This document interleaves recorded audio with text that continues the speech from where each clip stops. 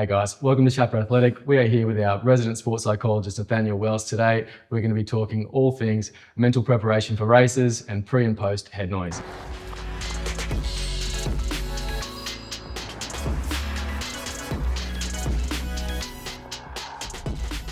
How are you today, mate? Yeah, good. Thank you for having me back. How have things been going since our last discussion? Yeah, pretty good. Yeah, things have been on the ups. Injuries are getting better, work's going steady. Pretty happy to be back. Yeah, Love to hear it. Love to hear it. So, in South East Queensland, we've got a lot of big races coming up. We've got people who are concerned about their race performances. They want to understand about how to prepare mentally. So, Nathaniel, with the pre-race head noise, it can be really tough for people where they've got so many variables that they're trying to put in order and just trying to have a good race. So, what do you work on with people that come to see you where they are experiencing anxiety preparing for a race? Yeah, I mean, the first thing that I would do is really normalize the feeling, in that one of the most common things that people come in for help with is, I've been training really well, I've been performing really well in all of my sets and all of the preparation leading up to a race, even sometimes having tapered well. And then for whatever reason, the race performance is just not up to snuff. And then someone might have an incredible performance in training again, like 2 weeks later, after they've had a rest. And people always ask, like, why is this happening? Physically, it shouldn't happen. The nutrition was on point. Sometimes, they get gut issues during a race and they just go, what is going on? And pretty much every single time it's head noise. It's treating training completely different to a race and race completely different to training, because they're rocking up to a race and just thinking everything rides on this one day, and suddenly all of the pressure just absolutely surmounts a person. And to validate with someone that happens to everyone. And you're not the only person out there on the day who's experiencing that, but you're not seeing that in the results because you're only looking at the top 3 people or the people who've won your age group and that sort of thing. So really getting in touch with how the person feels and validating that, you're not the only person out there that feels that way. That's where I would start. And then we talk about all the techniques and stuff to actually deal with that head noise. And that's a whole nother ballgame. But I think the best place to start, and if I can give anyone a tip, is really acknowledge that you're not by yourself in feeling that way. But you can't see everyone else who feels that way because they've left the race and they're all at home feeling just as shit as you are and not talking about it. But you only see on Instagram everyone who's really stoked with their race. Absolutely. And I think sometimes there's no real rhyme or reason why you might feel nervous for one race and then others you might not have any feelings towards at all, and you might just feel this pure excitement.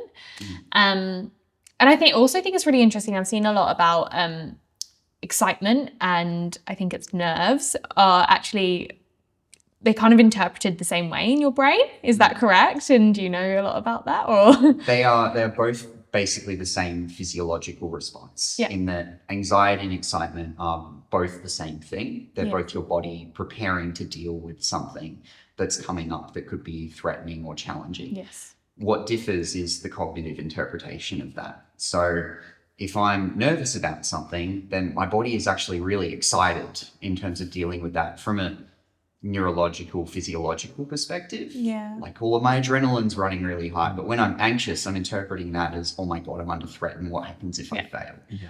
Whereas excitement's exactly the same thing, really. And if you're too excited for something, it's pretty easy to mess that thing up because you're not thinking it through. Now, I've heard a phrase recently called tapernoia, where during the taper, people are like, oh no, like I've got a niggle or I can't sleep, and they're just really, really stressed out. In that pre-race phase, what strategies that you might help people with so that they can just settle down in the days before the race? Yeah, I often talk to people about how when you've got a bit of tapernoia going on, it's generally because you're thinking about, I must be training really well and I must be racing really well because I'm hitting the training sessions in exactly the same way that I should be. So when someone's going through tapernoia, they're basing all of their outcome expectations off every single good training session that they have. So as soon as you take the training sessions out, people don't really know what to expect anymore, and because they feel like they're resting too much, or they don't really know what to expect from the race anymore, and they worry about losing fitness, all that kind of stuff. So what I try to get people to do is to look at what is the outcome you actually want to get out of taper. Is it to wake up on a Tuesday morning when you'd normally go and do intervals and still feel the exact same way as you normally do when you go to do intervals? Or do you want to wake up feeling well rested? Do you want to wake up and have a really good breakfast and enjoy the sleep in? Like, what does a good outcome in a taper look like compared to a good outcome in a regular week of training? Yeah, I really like that. And I think I really struggle with taper week. I always feel like I'm not doing enough. I start to question, my training, and you do have to put that faith in your training. But I also think it's that extra time that you get gained back from not doing your session. That could be 2-3 hours for some of us, which is a huge deal in a day.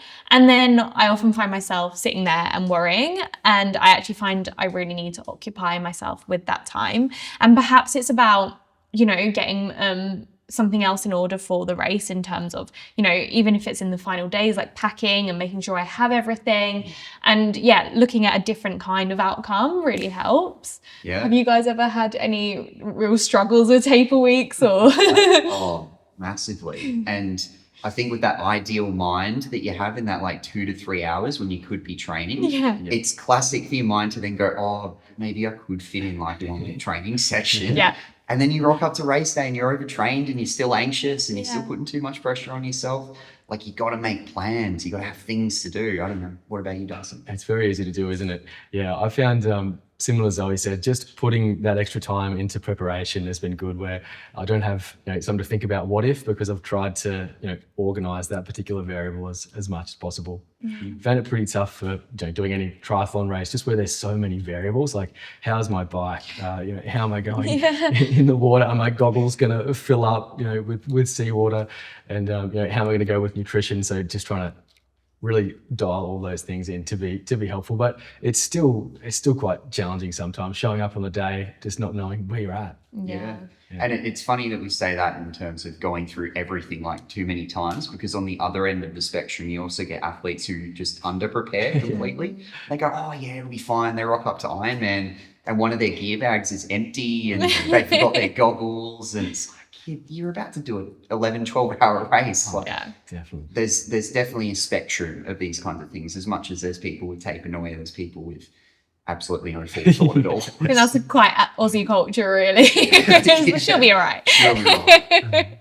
So my best friend actually has just run her first marathon yesterday in London, and she was obviously preparing for the race and everything. She said that her sleep has been really affected over that taper phase. And I think that's something that I've experienced as well. And I'm not sure if it's, not doing so much exercise or the worry and kind of having something hanging over your head. But what's your approach to sleep when it comes up to preparing for that race in those final week or few days?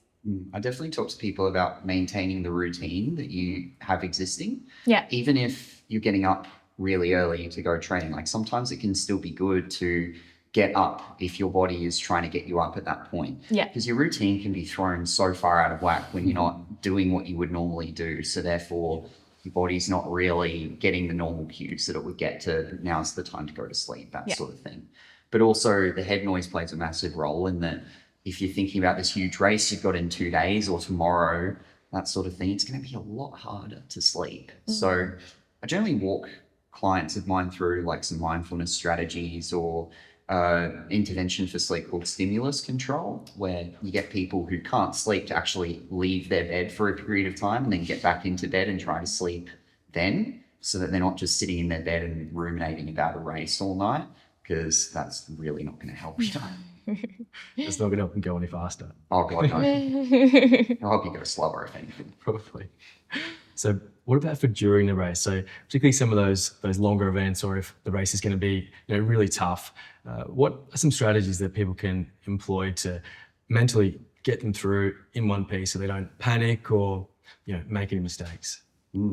I find a lot of good mental preparation for this kind of thing can be helpful. And this is the kind of thing that I was talking about or hinting at in the last podcast as well, in that if you've got a bit of a mental strategy or a mental plan for race day, you can incorporate into that, what am I going to do if things don't go to plan? In that's going to happen 99% of the time. Like, the perfect day really doesn't exist. Yes. And if all you do is mentally prepare for the perfect day, then you're not actually doing realistic mental preparation.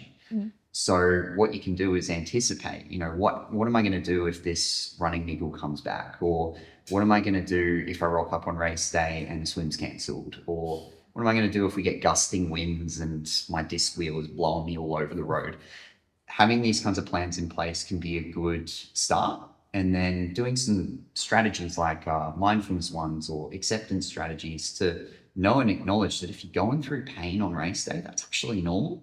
But when you get really wrapped up in your head, like, oh my God, I'm in pain already. What am I going to do? How am I going to get through this? Is this going to get worse? You're now thinking about the pain and therefore making it worse and giving all your attention to that rather than hitting your plan and getting there. And those kinds of acceptance and mindfulness strategies can be really tricky. So generally work through that with clients in a more individualized way. Yeah, sure. And in terms of pain tolerance, how do I get better at pain tolerance?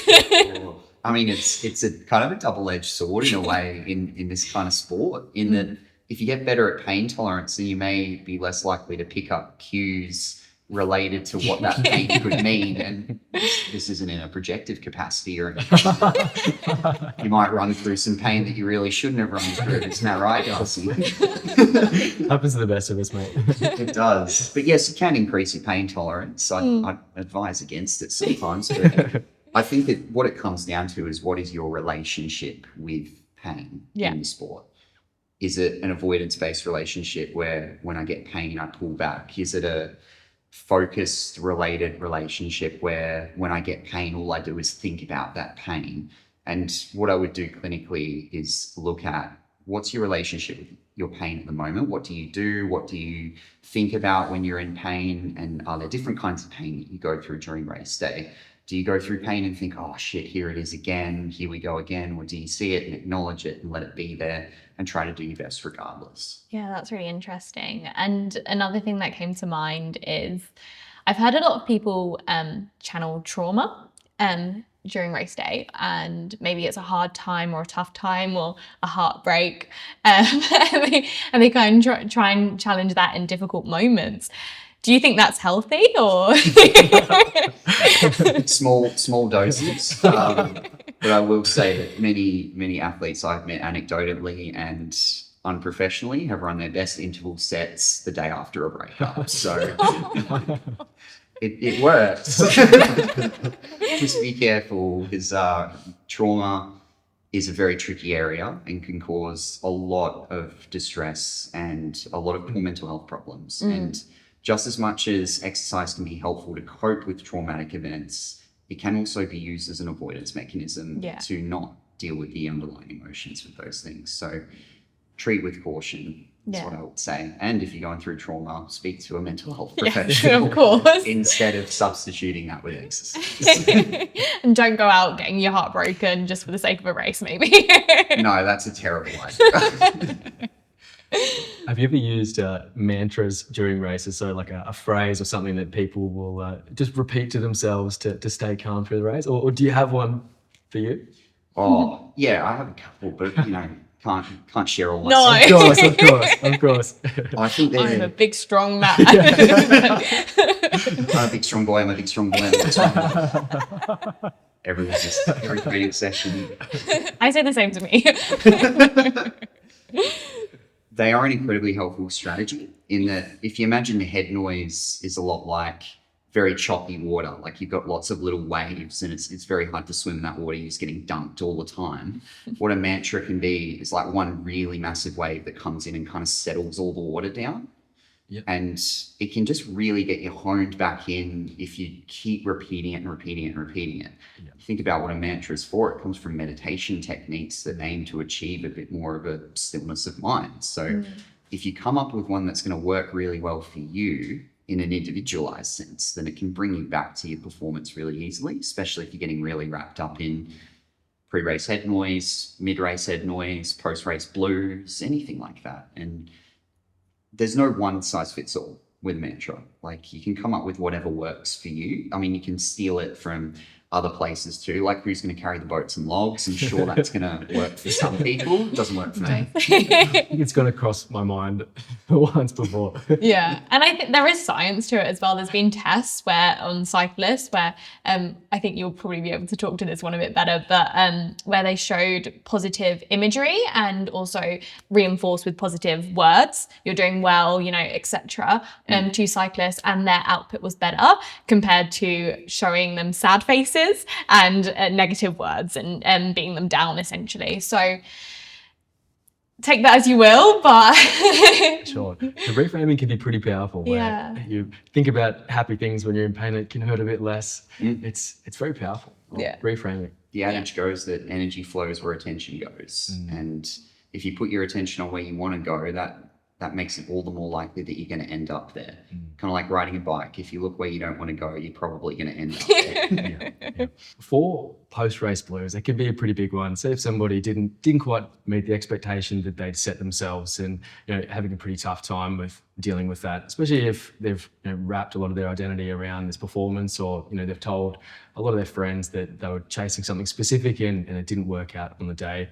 How do you go about sort of managing that in the clinic? I also think it goes further than that, actually. It's, even if you have achieved something great, it's then, what do I do next?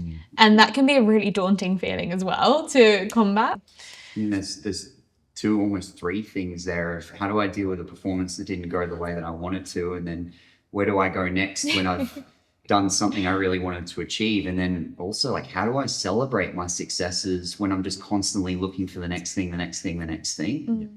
And a lot of what that comes down to is what are you actually looking for out of the sport? Like, what outcome are you looking for from running, from swimming, from cycling, triathlon, whatever it may be? And a lot of people put a lot of self-criticism, a lot of emphasis on times, on specific performances, never on just race completion. I mean, some people do that and that's great, but most people get really wrapped up in the time goals. And one of the best little tools that I've come up with, well, I didn't come up with it, I've stole it from another psychologist, but is the good, better, how. I talk a lot to self-critical athletes about this, with analysing in a performance, what was one thing you did well?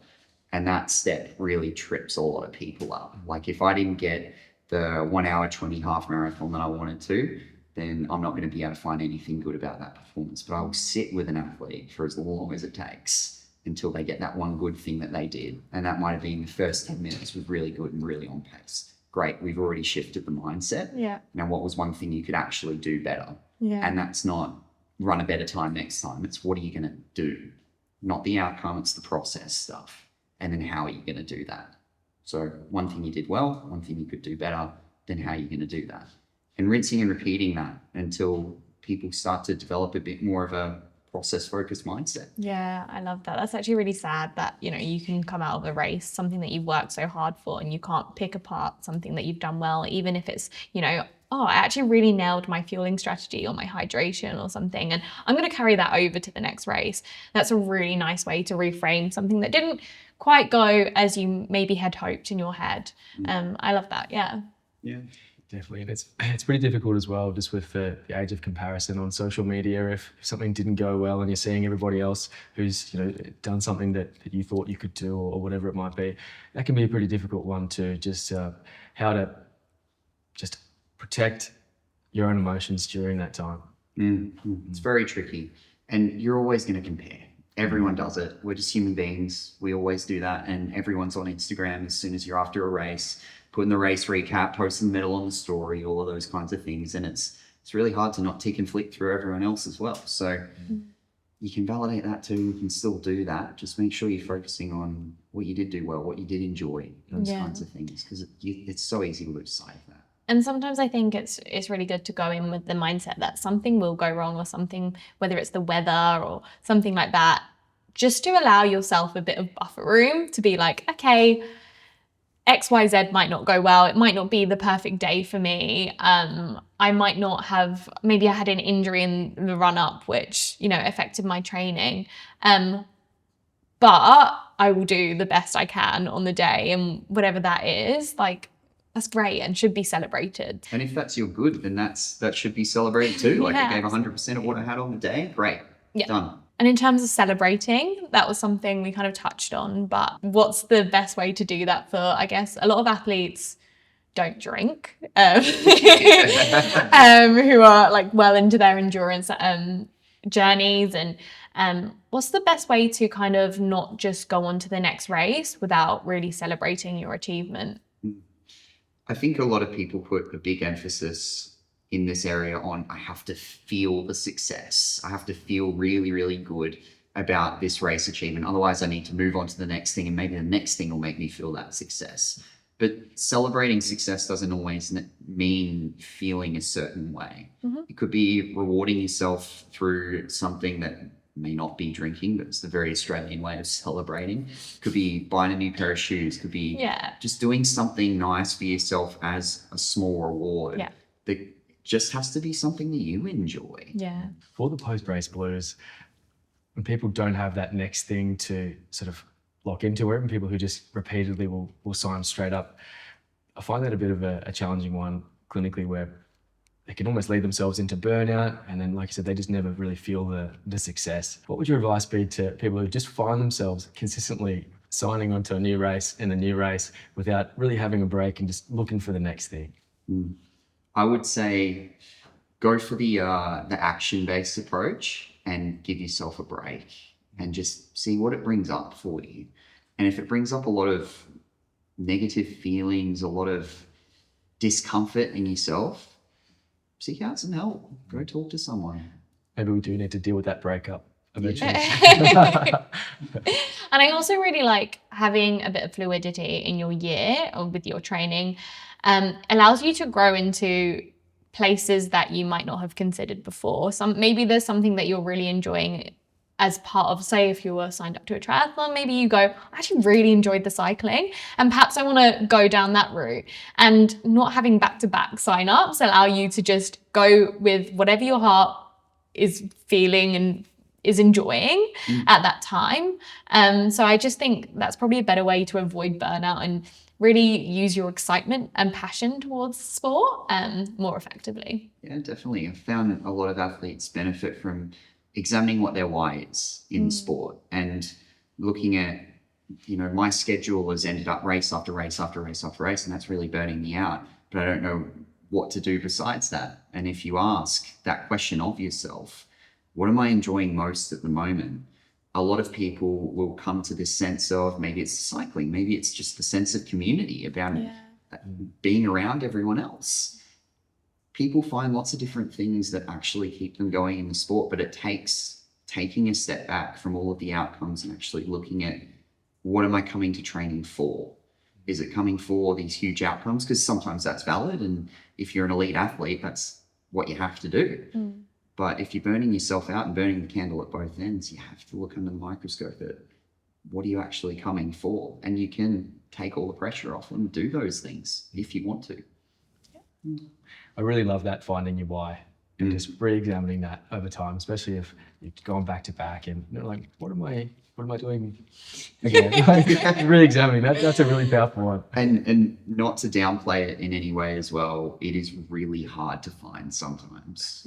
Especially if you've got a long history in a sport, finding that why can be really tricky, especially in like the space of elite athletes transitioning out of elite sport. Finding the reason why to keep going in sport sometimes is really, really hard.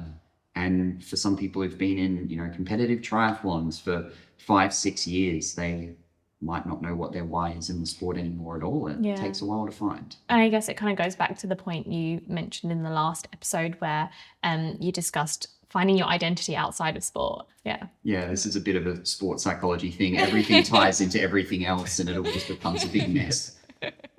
Thanks so much for watching, and thank you, Nathaniel, for joining us again. It was really great to chat through everything race day preparation, the actual race day, and also how to deal with post-race blues. Thanks so much for coming in, Nathaniel. So where are our viewers going to find you? So I'm Nathaniel. I'm a psychologist working at North Brisbane Psychologists. And if you want to learn anything more or reach out for support, I'm available at North Brisbane Psychologists. You can just give my name a Google and reach out if you want to learn anything more about the topics that we talked about today.